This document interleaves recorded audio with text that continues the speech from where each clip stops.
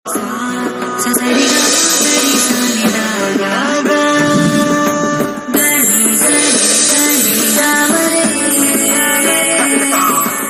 ಶ್ರೀ ಗುರುಭ್ಯೋ ನಮಃ. ಹರಿ ಓಂ. ಓಂ ನಮೋ ಭಗವತೆ ವಾಸುದೇವಾಯ. ಓಂ ನಮೋ ನಾರಾಯಣಾಯ. ನಮಸ್ಕಾರ. ವೆಲ್ಕಮ್ ಟು ನಕ್ಷತ್ರ ನಾಡಿ. ಮಾರ್ಚ್ 15ನೇ ತಾರೀಕು ನಮ್ಮ 106ನೇ ಬ್ಯಾಚ್ ಇರ್ತಕ್ಕಂಥದ್ದು. ಆಸಕ್ತಿ ಇರೋರು ಜಾಯ್ನ್ ಆಗಿ ಕರೆ ತಗೊಂಡೋಗೋಣ. ನಮಸ್ಕಾರ. ನಮಸ್ಕಾರ. ಹಲೋ ಗುರುಜಿ, ನಮಸ್ತೆ. ಹೇಳಿ. ನನ್ನ ಮಗನ ಬಗ್ಗೆ ಕೇಳಬೇಕಾಗಿತ್ತು. ಡೇಟ್ ಆಫ್ ಬರ್ತ್ ಇದೆಯಾ? ಪ್ರಶ್ನಾಶಾಸ್ತ್ರಕ್ಕೆ ಹೋಗ್ಬೇಕಾ? ಬೇಗ ಬೇಗ ಹೇಳ್ಬೇಕು, ಲೇಟ್ ಮಾಡಿ. ಡೇಟ್ ಆಫ್ ಬರ್ತ್ ಇದೆ ರೀ. ನೀವು ಯಾವ್ದು ಹೇಳ್ತೀರಿ? ಪ್ರಶ್ನಾಶಾಸ್ತ್ರ ಏನು? ಡೇಟ್ ಆಫ್ ಬರ್ತ್ ಗೊತ್ತ್ರಿ, ಆದ್ರೂ ಪ್ರಶ್ನಾಶಾಸ್ತ್ರ ಚಲೋರು ಏನ್ ಡೇಟ್ ಆಫ್ ಬರ್ತ್? ನಿಮ್ ಭಾಷೆನೇ ಅರ್ಥ ಆಗ್ತಾ ಇಲ್ಲ. ಏನ್ ಹೇಳಿ? ಈ ಪ್ರಶ್ನಾಶಾಸ್ತ್ರನ ಹೋಗೋಣ ಗುರು. 1 to 240 ನಂಬರ್ ಹೇಳಿ. 61. ಯಾವ ಪ್ರಶ್ನೆ? ನನ್ ಮಗ ಇವಾಗ ಇಂಜಿನಿಯರಿಂಗ್ ಓದಾತಾನ್ರಿ. ಅವ್ನು ಸ್ವಲ್ಪ ಮುಂದೆ ಎತ್ತರಕ್ಕದು ಬೆಳೆದು ಈಗ 3ನೇ ಸೆಮ್ ಎಕ್ಸಾಮ್ ಬರೆಯತಾನ್ರಿ ಇವಾಗ. ಓಕೆ. ENC ತಗೊಂಡಾನ್ರಿ. ಏನ್ ತಗೊಂಡಿದ್ದಾರೆ? ಮುಂದಿನ ಭವಿಷ್ಯ ಚೆನ್ನಾಗಿ ಹೋಗ್ಬೇಕ್ರಿ. ಅದು ಏನ್ ಹೇಳ್ತಾ ಇದ್ರೆ ಅರ್ಥನೇ ಆಗ್ತಾ ಇಲ್ಲಮ್ಮ ನೀವು. ಅವನ್ ಭವಿಷ್ಯದ ಬಗ್ಗೆ ರೀ. ಅವ್ನ್ ಎತ್ತರಕ್ಕೆ ಬೆಳಿಬೇಕ್ರಿ. ಎತ್ತರಕ್ಕ? ಏನ್ ತೆಂಗಿನ ಮರ ದಿನ ಹತ್ತಿದ್ರೆ ಎತ್ತರಕ್ಕೆ ಬೆಳಿತಾರೆ? ನೀವು ಅನ್ಕೊಂಡ್ರದ್ ಏನೋ ಏನೋ. ಅದು ಎಲ್ಲಾ ತಾಯಿಯರದು ಆಸೆ ಚೆನ್ನಾಗಿರುತ್ತೆ, ಅದು ಒಳ್ಳೇದೇ. ಪ್ರತಿಯೊಬ್ಬ ಮಗನು ಎತ್ತರಕ್ಕೆ ಬೆಳಿಬೇಕು ಅಂತ. ಸದ್ಯಕ್ಕೆ ಅವ್ನು ಮುಂದಕ್ಕೆ ಓದ್ತಾನೆ ಇಲ್ವಾ? ಅದು ಮುಂದೆ ಜಾಬ್ ಚೆನ್ನಾಗಿರುತ್ತೆ. ಯಾವ್ದಾದ್ರು ಒಂದು ಪ್ರಶ್ನೆ ಕೇಳ್ಬೇಕಪ್ಪ. ಅಪ್ಪ, ಇದು ಕೇಳೋದೆಲ್ಲ ಕಾಂಪೌಂಡರ್ ಪ್ರಶ್ನೆಗಳು ಕೇಳ್ತಾರೆ ನನಗೆ. ಯಪ್ಪ, ತುಂಬಾ ಕಷ್ಟ ಆಗುತ್ತೆ ನನಗೆ ಹೇಳಕ್ಕೆ. ಕಾಂಪೌಂಡರ್ ಪ್ರಶ್ನೆಗಳು ಇವೆಲ್ಲ. ಅವ್ರಿಗೆ ಬಂದಿದ ತಕ್ಷಣ ದೋಷ ಇದೆ ಅಂತ ಹೇಳ್ಬಿಡ್ತಾರೆ. ಜಸ್ಟ್ ಎಜುಕೇಶನ್ ಬಗ್ಗೆ ಹೇಳ್ತೀನಿ. 9th ಹೌಸ್ ಬಂದಿರೋದ್ರಿಂದ ಹೈಯರ್ ಸ್ಟಡೀಸ್ ಮಾಡೇ ಮಾಡ್ತಾರೆ. ರಾಹುವಿನ ಪ್ರಶ್ನೆ ಕೇಳಿರೋದ್ರಿಂದ 9th ಹೌಸ್ ಟ್ರಾವೆಲ್ ಕೊಡುತ್ತೆ. ಸೊ ಇದೇ ಜಾಗದಲ್ಲ, ಬರೀ ಈ ರಾಜ್ಯದಲ್ಲ, ಬೇರೆ ರಾಜ್ಯಕ್ಕೆ ಹೋಗ್ಬೋದು ಅಥವಾ ಬೇರೆ ವಿದೇಶಕ್ಕೆ ಹೋಗ್ಬೋದು. ಅಷ್ಟು ಮಾತ್ರ ಹೇಳಕ್ ಸಾಧ್ಯ. ಇಂಥ ಪ್ರಶ್ನೆ ದಯವಿಟ್ಟು ಯಾರು ಕೇಳ್ಬೇಡಿ. ಎತ್ತರಕ್ಕೆ ಬೆಳೆಯೋದು ಅವೆಲ್ಲ ಯಾವುದೂ ಇಲ್ಲ. ಎತ್ತರಕ್ಕೆ ಬೆಳೀತಾರೆ, ಮದುವೆ ಹೊಟ್ಟೋಗುತ್ತೆ ಅಂತಂದ್ರೆ ಕೇಳ್ತಾರಾ? ತುಂಬಾ ಜನ ಅರ್ಥ ಮಾಡ್ಕೋಬೇಕು, ಎಲ್ಲ ಏರಿಯಾದಲ್ಲೂ ಪಾಸಿಟಿವಿಟಿ ಇಲ್ಲ, ಹಾಗಂತ ಎಲ್ಲ ಏರಿಯಾದಲ್ಲೂ ನೆಗೆಟಿವಿಟಿ ಇಲ್ಲ. ಒಂದು 50 ಲಕ್ಷ ಜನದಲ್ಲಿ ಒಬ್ರೋ ಇಬ್ರಿಗೋ ಎಲ್ಲ ಏರಿಯಾದಲ್ಲೂ ಫೇಲ್. ಎಲ್ಲ ಏರಿಯಾದಲ್ಲೂ ಫೇಲ್, ಒಬ್ರಿಗೋ ಇಬ್ರಿಗೋ 50 ಲಕ್ಷದಲ್ಲಿ. ಇಲ್ಲಾಂದ್ರೆ ಸಾಮಾನ್ಯವಾಗಿ ಒಂದು ರೂಟಲ್ಲಿ ಅಪ್ಪಿದ್ರೆ ಇನ್ನೊಂದು ರೂಟ್ ಡೌನ್ ಇರುತ್ತೆ. ಇದು ತಾಯಿ ಆದವರು ಅರ್ಥ ಮಾಡ್ಕೋಬೇಕು. ಆ ರೀತಿ ಅಲ್ಲ. ಮುಂದಿನ ಪ್ರಶ್ನೆಗೆ ಹೋಗೋಣ. ನಮಸ್ಕಾರ. ನಮಸ್ಕಾರ ಸರ್. ಹೇಳಿ. ನನ್ನ ಮಗಳ ಬಗ್ಗೆ ಕೇಳಬೇಕಿತ್ತು ಸರ್. ಡೇಟ್ ಆಫ್ ಬರ್ತಾ? ಪ್ರಶ್ನೆಶಾಸ್ತ್ರನ? ಡೇಟ್ ಆಫ್ ಬರ್ತ್ ಐತಿ ಸರ್. ಹೇಳಿ. 11/4. 11/4. ಸಮಯ ಮಧ್ಯಾಹ್ನ 2:10. ಹುಟ್ಟಿದವರು ಬೆಂಗಳೂರು.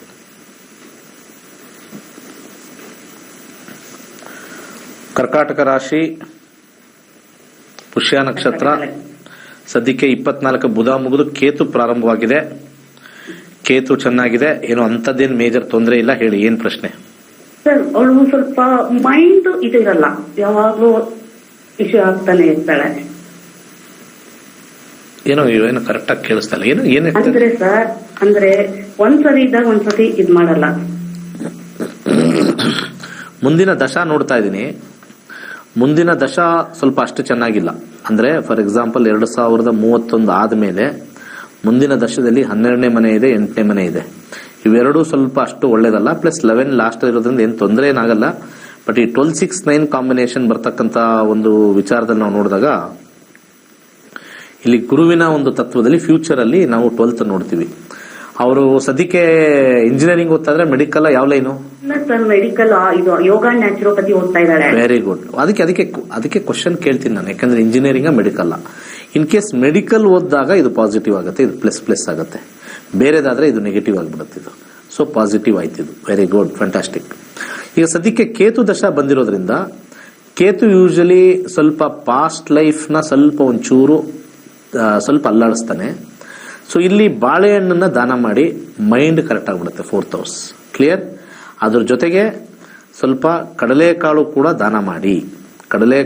ದಾನ ಮಾಡಿ ಗುರುವಾರ ದಿವಸ ಗೌರ್ಮೆಂಟ್ ಹಾಸ್ಪಿಟಲ್ಗೆ ಅವಳನ್ನೇ ಕರ್ಕೊಂಡು ಹೋಗಿ ಬಡವ್ರಿಗೆ 3-4 ಜನಕ್ಕೆ ಹಣ್ಣುಗಳು ಕೊಟ್ಟರು ಕೂಡ ಡಿಫರೆಂಟ್ ಆಗಿ ಪಾಸಿಟಿವ್ ಆಗಿ ಬರುತ್ತೆ. ಅದರ ಜೊತೆಗೆ ಬಹಳ ಇಂಪಾರ್ಟೆಂಟ್ ಆಗಿರ್ತಕ್ಕಂಥದ್ದು ಬಲಗೈ ಮಧ್ಯದ ಬೆರಳಿಗೆ ಬ್ಲೂ ಸಫೈರ್ ಹಾಕಿಸಿ, ಮೈಂಡ್ ಚೇಂಜ್ ಆಗುತ್ತೆ, ಕಾನ್ಸ್ಟೆಂಟ್ ಆಗಿರುತ್ತೆ. Blue sapphire. ಮುಂದಿನ ಕರೆಗೋಣ. ನಮಸ್ಕಾರ. ನಮಸ್ಕಾರ ಸರ್. ಹೇಳಿ. Hello. ಹೇಳಿ, ಕೇಳಿಸ್ತದೆ. ನನ್ ಬಗ್ಗೆನೇ ಕೇಳ್ಬೇಕಿತ್ತು. ಹೇಳಿ. Time date 19/3/99. 19/3/1999. ಟೈಮ್ ಬೆಳಗಿನ ಜಾವ 3:05. ಹುಟ್ಟಿದ ಊರು ಮೈಸೂರು. 19/3/1990. ಮೀನರಾಶಿನ ರೇವತಿ ನಕ್ಷತ್ರ. 2019 ಶುಕ್ರದಶದಲ್ಲಿ ಸೆಲ್ಫ್ ಎಫರ್ಟ್ ಜಾಸ್ತಿ ಇದೆ. ಏನ್ ಪ್ರಶ್ನೆ ಏನಿತ್ತು? ಮದ್ವೆ ಬಗ್ಗೆ ಕೇಳ್ಬೇಕಿತ್ತು. 1 ಅಂತ ಬಂದಿದೆ. ಮ್ಯಾರೇಜ್ ಅಂತ ತಗೋಣ. ಮ್ಯಾರೇಜ್ ಅಂತ ತಗೊಂಡಾಗ ಇಲ್ಲಿ 1 ಡಿಸಿಷನ್ ತಗೋಬೇಕು ಬೇಗ. The problem is with decision. 1 ಅಂತ ಬಂದಾಗ ಸೆಲ್ಫ್ ಡಿಸಿಷನ್ ಯಾರು ಬಂದರೂ ಕೂಡ ಸೆಟ್ ಆಗಲ್ಲ ಅನ್ನತ್ತೆ 1 ಅಂದ್ರೆ. ಬಟ್ ಎಂಡಿಂಗ್ ಅಲ್ಲಿ 7 ಇರೋದ್ರಿಂದ ಸ್ವಲ್ಪ ಒಂದು ಗ್ರಹ ರೆಟ್ರೋಗಳಿರೋದ್ರಿಂದ ಡಿಲೇ ಆಗುತ್ತೆ. ಸೊ ಡಿಸಿಷನ್ ತಗೊಳ್ಳೋದೇ ಮೇಜರ್ ಆಗಿ ಇರ್ತಕ್ಕಂಥದ್ದು. ಯಾರನ್ನಾರು ಇಷ್ಟಪಟ್ಟು ಮಾಡ್ತಾ ಇದ್ರೆ ಹೇಗೆ? ಇಲ್ಲ ಸರ್. ಮತ್ತೆ ಈಗ 25 ಯಾಕೆ ನಿಮ್ ತಂದೆ ತಾಯಿ ಕೇಳೋಕೆ ಪ್ರಶ್ನೆ ನೀವು ಕೇಳ್ತಾ ಇದ್ರೆ 25ನೇ ವಯಸ್ಸಲ್ಲಿ? ಎಲ್ಲವೂ ಫಿಕ್ಸ್ ಆಗ್ತಾ ಇದೆ, ಬಂದು ನೋಡ್ಕೊಂಡು ಹೋಗ್ತಾರೆ, ಏನು ಹೇಳೋದೇ ಇಲ್ಲ. ಏನು ಹೇಳೋದಿಲ್ಲ. ಇಲ್ಲಿ ನೋಡೋಣ ಏನು ಹೇಳದೇ ಇರೋ ಕಾರಣ ಇಲ್ಲೇನು ಯಾವುದು ಏನು ನಿಮಗೆ ಈ ಕಾಂಪೌಂಡರ್ ಕಂಡುಹಿಡಿಯೋ ತರ ಏನು ಇಲ್ಲ. ಯಾಕಂದ್ರೆ ರೇವತಿ ನಕ್ಷತ್ರ ತೊಂದರೆ ಇಲ್ಲ. ಆಶ್ಲೇಷ ಮೂಲ ಆದ್ರೆ ಎದ್ದು ಬಿಡ್ತಾರೆ, ಎಲ್ಲ ಹಾವುಗಳು ಇದ್ದಾಗ ಎದ್ದು ಬಿಡ್ತಾರೆ. ಕುಜದೋಷ ಇದೆಯಾ ಅಂತಂದ್ರೆ ಚಂದ್ರನಿಂದ ಇದೆ ಅಂತಾರಷ್ಟೇ. ಚಂದ್ರನಿಂದ ಅಷ್ಟಮದಲ್ಲಿ ಕುಜ ಇದೆ ಅಂತ ಹೇಳ್ತಾರೆ, ಕುಜದೋಷ ಅಂತ ಹೇಳ್ತಾರೆ. ಈ ರೀಸನ್ ಇರ್ಬೋದಮ್ಮ, ಬಂದು ಹೋಗೋರೆಲ್ಲ. ಬಟ್ ಯಾರು ನಿಮ್ನ ಓಕೆ ಅಂತ ಹೇಳಿಲ್ವಾ? ಅಂದ್ರೆ ಯಾವ್ದು ಸರಿಯಾಗಿ ಸಂಬಂಧ ಬರ್ತಾ ಇಲ್ಲ ಸರ್. ಅಂದ್ರೆ ನಿಮ್ದು ಇಷ್ಟಪಟ್ಟಿದ್ದು ಅವ್ರಿಗೆ ಇಷ್ಟಪಡಲ್ಲ, ಆತರ ಆಗ್ತಾ ಇದೆ. ಅವ್ರು ಇಷ್ಟಪಟ್ಟಿದ್ದು ನಿಮ್ಗೆ ಬೇಡ. ಅಷ್ಟೊಂದು ಚೆನ್ನಾಗಿ ಬರ್ತಾ ಇಲ್ವಲ್ಲ, ಅದಕ್ಕೆ ಮನೇಲಿ ಹೋಗ್ತಾ ಇಲ್ಲ. ಅಷ್ಟೊಂದು ಚೆನ್ನಾಗಿ ಬರ್ತಾ ಇಲ್ಲ. ಓಕೆ, ಸ್ವಲ್ಪ ಬಾಳೆಹಣ್ಣನ್ನ ದಾನ ಮಾಡ್ತಾ ಇರಿ ಪ್ರತಿ ಗುರುವಾರ. ಭುಕ್ತಿಗೆ ಹೋಗೋಣ. ಚಂದ್ರ ಭುಕ್ತಿಲಿ 2ನೇ ಮನೆ ತೋರಿಸ್ತಾ ಇದೆ. ಅಲ್ಲಿ ಅಗೇನ್ ಅದೇ ಗ್ರಹ ಕೇತು ನೆಗೆಟಿವ್ ಇದೆ. ಸೊ ಸಾಧ್ಯವಾದಷ್ಟು ಈ ಫಂಕ್ಷನ್ಗಳಿಗೆ ಹೆಚ್ಚಾಗಿ ಹೋಗ್ಬೇಕು ನೀವು. ಅರ್ಥ ಆಯ್ತಾ? ಕೇಳಿಸ್ತಾ ಇದೆಯಾ? ಫಂಕ್ಷನ್ ಅಂದ್ರೆ ಗೊತ್ತಾ? ಗೊತ್ತು. ಯಾವತ್ತಾರು ಫಂಕ್ಷನ್ಗಳು ಹೋಗಲ್ಲ, ನನಗೆ ಇಂಟ್ರೆಸ್ಟ್ ಇಲ್ಲ, ಮನೇಲೇ ಇರ್ತೀನಿ, ಕೆಲಸ ಇರ್ತೀನಿ ಅಂತ ಬರುತ್ತಾ ನಿಮ್ ಭಾವನೆ? ಹೌದು ಸರ್, ನಿಜ. ಅದನ್ನ ತೆಗೀರಿ. That is the biggest. ಯಾಕಂದ್ರೆ ಯಾವಾಗ 1 ಅಂತ ಬರುತ್ತೆ, ಒಂಟಿಯಾಗಿರ್ಬೇಕು, ಮನೆಗೆ ಬಂದು ಲಗ್ನ ಪತ್ರಿಕೆ ಕೊಡ್ತಾರೆ, ಗೃಹ ಪ್ರವೇಶಕ್ಕೆ ಬನ್ನಿ ಅಂತಾರೆ, ಅಥವಾ ಯಾವ್ದಾದ್ರು ಪಾರ್ಟಿಗೆ ಬನ್ನಿ ಅಂತಾರೆ, ನಿಮಗೆ ಅಲ್ಲಿ ನಿರಾಕಾರ. ಇದನ್ನ ಪಾಸಿಟಿವ್ ಮಾಡ್ಕೋಬೇಕು ಅಂತಂದ್ರೆ go to gathering, social gatherings ಹೋಗ್ಲೇಬೇಕು. ಅವಾಗ ಇದು ನೆಗೆಟಿವ್ ಆಗುತ್ತೆ. ಇದು okay, go to social gathering without fail. ಬೇಜಾರಾದ್ರೂ ಪರವಾಗಿಲ್ಲ, ತಲೆ ತಿಂತಾರಲ್ಲ ಹೋದಾಗ. ನಿಮ್ಗೆ ತಲೆ ತಿನ್ನೋರು ಆಗಲ್ಲ, ನಂಗೆ ಗೊತ್ತಿದೆ. ಆದ್ರೆ ಅಲ್ಲಿ ಹೋಗ್ಬೇಕು, ಕುತ್ಕೋಬೇಕು ಸುಮ್ಮನೆ. Because that is where you derive positivity. ಇದು ಫಸ್ಟ್. 2ನೇದು ಬಲಗೈ ಮಧ್ಯದ ಬೆರಳಿಗೆ ಒಂದು ಗೋಮೇಧಿಕ ಹಾಕೊಳ್ಳಿ. ಅದ್ರ ಜೊತೆಗೆ 2nd house very important. 2-6-9 combination ಸ್ವಲ್ಪ ಸ್ಟ್ರಾಂಗ್ ಆಗಿದೆ. 2-6-9 ಬುಧ ಇರೋದ್ರಿಂದ 4 ಮುಖದ ರುದ್ರಾಕ್ಷಿ. ಒಳ್ಳೇದಾಗ್ಲಿ. ಮುಂದಿನ ಕರೆಗೋಣ. ನಮಸ್ಕಾರ. ಹಲೋ, ನಮಸ್ಕಾರ ಗುರುಜಿ. ಹೇಳಿ. ನನ್ನ ಮಗನ ಬಗ್ಗೆ ಕೇಳಬೇಕಾಗಿತ್ತು. ಪ್ರಶ್ನಾಶಾಸ್ತ್ರನ ಜಾತಕನ? ಪ್ರಶ್ನಾಶಾಸ್ತ್ರ ಗುರುಜಿ. ನಂಬರ್ ಹೇಳಿ. 1 to 249. ಎಷ್ಟು? 21. ಏನ್ ವಿಚಾರ? ಇವಾಗ ಮಾರ್ಚ್ ನಲ್ಲಿ ಎಕ್ಸಾಮ್ ಇದೆ ಗುರುಜಿ. 10th ಯಾವ್ದು? Percentage 10th SSLC. ಬಾ 10th ಅಲ್ಲಾಡೋಗ್ತಾ ಇದ್ರಲ್ರಿ. ಇನ್ನು degree, 2nd PUC, degree, degree ಮಾಡಿದ್ರೆ ಚಂದ. ಸೈನ್ಸ್ ನೋಡೋಣ ಕಸ್ಪ್ ಏನ್ ಹೇಳುತ್ತೆ ನೋಡೋಣ. 10th house and 5th house ಕರಿಯರ್ಗೂ ಕಾಂಬಿನೇಷನ್ ನೋಡೋಣ. 11 10th house 1-9 self effort with 9-12 end of 10-4. ಸ್ವಲ್ಪ ಮ್ಯಾನೇಜ್ಮೆಂಟೇ ಜಾಸ್ತಿ ತೋರಿಸ್ತಾ ಇದೆ. ಮ್ಯಾನೇಜ್ಮೆಂಟ್ ಅಂತ ಕರಿತೀವಿ ನಾವು. ಕೇಳಿಸ್ತಾ ಇದೀಮಾ? ಮ್ಯಾನೇಜ್ಮೆಂಟ್ ಅಂತ ಬರ್ತದೆ ಜಾಸ್ತಿ. 10th ಹೌಸ್ ಬಂದಾಗ ಮ್ಯಾನೇಜ್ಮೆಂಟ್ ಅಂತ ಇದು ಮಾಡ್ತಾರೆ. ಬಟ್ ಅವನೇನು ಓದ್ತೀನಿ ಅಂತಾನೆ? ಸೈನ್ಸ್ ಅಂತಾನೆ ಗುರುಜಿ. ಸೈನ್ಸಾ? ಹೌದು. ಓಕೆ, ನನ್ನ ಸಜೆಷನ್ನು BE ಆದ್ಮೇಲೆ MBA ಮಾಡಿಸಿ. ಸರಿ ಗುರುಜಿ. 10th ಚೆನ್ನಾಗಿ ಬರುತ್ತೆ ಪರ್ಸೆಂಟೇಜ್. ಯಾವಾಗ ಅದು ರಿಸಲ್ಟು? ಏಪ್ರಿಲ್ ನಲ್ಲಿ ಬರುತ್ತೆ ಗುರುಜಿ. ಏಪ್ರಿಲ್ನಲ್ಲ? ಹಾ. 80% ತೆಗಿತಾನೆ. 80 ಆವರೇಜ್ ಇದೆ ತೋರಿಸ್ತದೆ. ಎಲ್ಲ ಗ್ರಹಗಳು 80% ಅಲ್ಲೇ ತೋರಿಸ್ತದೆ. ಪರವಾಗಿಲ್ವೇ? 90, 75 ಕೆಲವಿದೆ, 90 ಇದೆ. ಮೋರ್ ದನ್ 75, 80 ಮೇಲೆ ತುಂಬಾ ಗ್ರಹಗಳು ತೋರಿಸ್ತದೆ. ಓಕೆ, ಸರಿ. ಡೋಂಟ್ ವರಿ, ಒಳ್ಳೇದಾಗ್ಲಿ. ಜ್ಯೋತಿಷ ಕಲೀರಿ. ನಮಸ್ಕಾರ.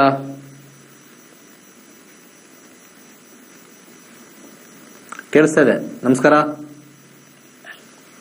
ಮಾತಾಡಿ.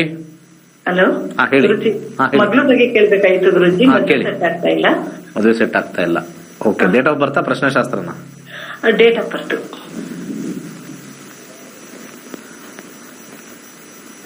ಹೇಳಿ. ಡೇಟ್ ಆಫ್ ಬರ್ತು 16 16 2001 ಭಾನುವಾರ 12:30. 16 9 ಹಾ 12:30. 16/9. 16/9/2001 ಓಕೆ, ಭಾನುವಾರ 12:30. ನಮ್ಗೆ ಭಾನುವಾರ ಎಲ್ಲ ಬೇಡ, ಬರೀ ಟೈಮ್ ಹೇಳ್ಬಿಟ್ಟು ಊರ್ ಹೇಳಮ್ಮ ಸಾಕು. ತುಮಕೂರು. ಹಾ, ಆಮೇಲೆ 12:30 ಮಧ್ಯಾಹ್ನನ ಮಧ್ಯರಾತ್ರಿನ? ಇಲ್ಲ, ಮಧ್ಯಾಹ್ನ. ವಾರ ಏನು ಅವಶ್ಯಕತೆ ಇಲ್ಲ.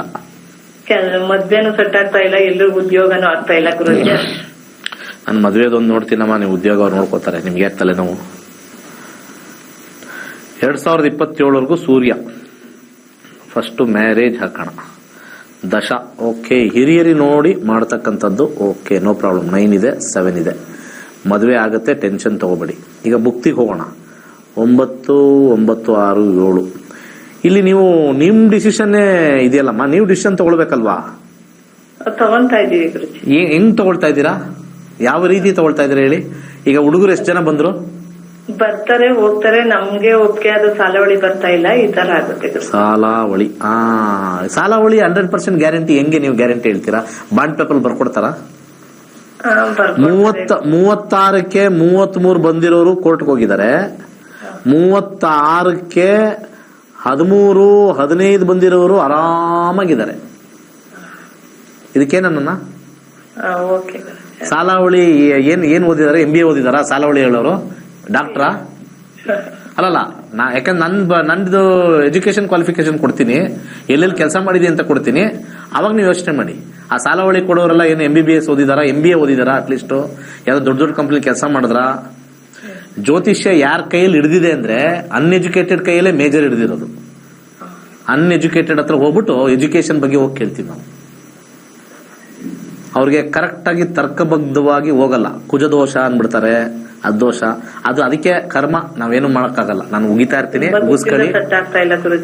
ನೀವೇನ್ ಬೇಕಾದ್ರೆ ಮಾಡ್ಕೊಳ್ಳಿ. ನೀವು ಸಾಲಾವಳಿಗೆ ಹೋದ್ರೆ ಆಗಲ್ಲ. ದಶಾಭುಕ್ತಿ ಮೇಲೆ ಹೋಗ್ಬೇಕು. ದಶಾಭುಕ್ತಿ ಫೈನಲ್.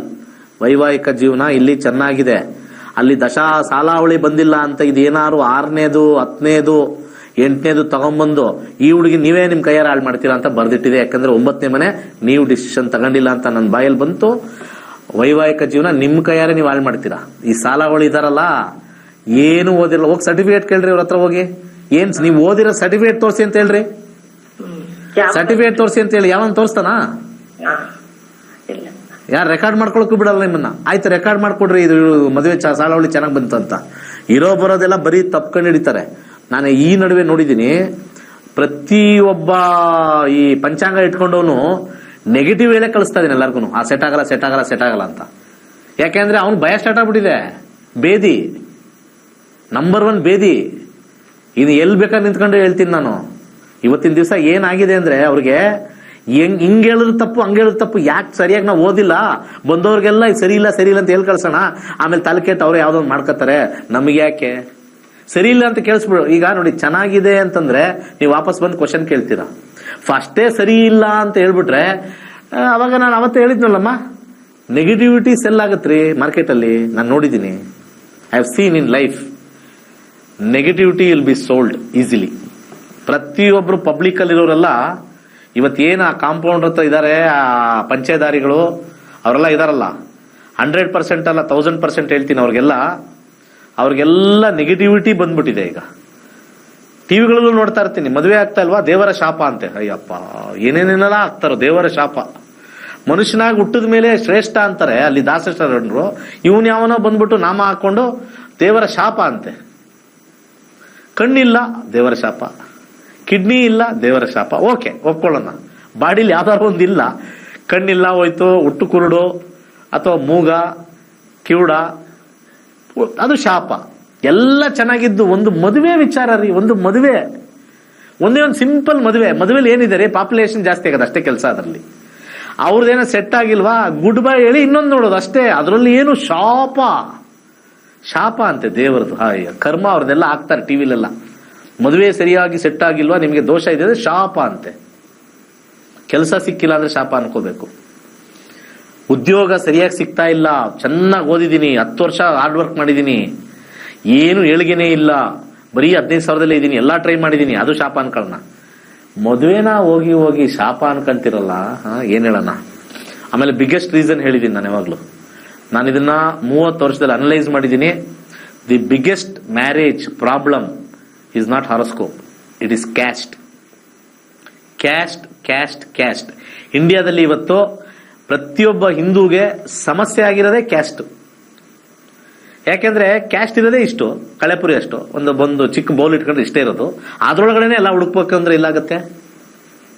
ಇವತ್ತು ಕ್ಯಾಸ್ಟ್ ಹೆಂಗಾಗಿದೆ ಅಂದ್ರೆ, ನಿಂತ ಕೆರೆ ಇರ್ತದಲ್ಲ, ಸಣ್ಣ ಕೆರೆ, ಸಣ್ಣ ಪಾಂಡ್ ಇರ್ತಕ್ಕಂತ ಒಂದು ವಿಚಾರದಲ್ಲಿ ಬರ್ತಕ್ಕಂತ ಒಂದು ವಿಚಾರ,